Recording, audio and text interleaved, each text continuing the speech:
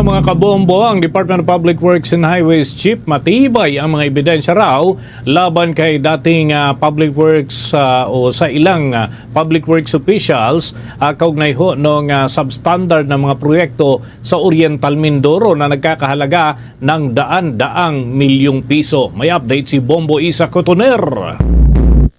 Tiniyak ni Department of Public Works and Highways Secretary Vince Dizon na matibay ang ebidensya ng pamahalaan laban sa mga dating opisyal ng kagawaran na sangkot sa substandard na 289 million road, dike at flood control projects sa Oriental Mindoro.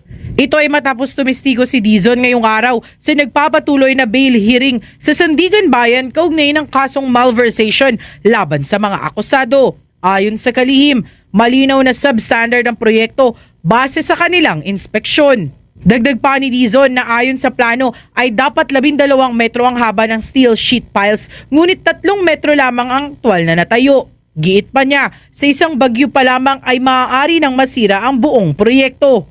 Kasama sa mga akusado ang ilang dating regional at division officials ng Department of Public Works and Highways na humihiling ng piyansa habang dinidinig ang kaso.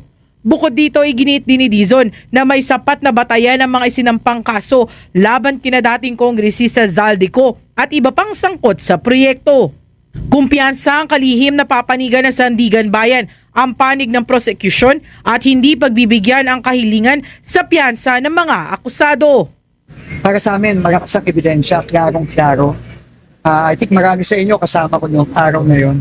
Kitang-kita naman natin na talagang substandard yung mga ginagay na sheet pile. So, may kumpiyansa tayo sa ating justice system, may kumpiyansa tayo sa Sandigan Bayan na talagang mapapatunayan na talagang substandard yung proyekto at nagkakunsyabahan ang SunWest, si former Congressman Zaldico at mga taga-DPWH para gumawa ng isang substandard na project para nakawin ang pera ng mga kababayan.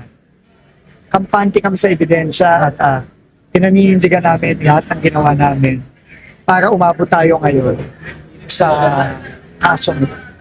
Mula sa lungsod ng Quezon, ito si Bombo Isa Cotoner and this is Bombo Radio Philippines, the #1 and most trusted source of news and information, Basta Radio Bombo. For the most trusted source of news and information, visit our website at www.bomboradio.com. Follow us on Bombo Radio mobile app, Facebook, YouTube, TikTok, and X, formerly Twitter.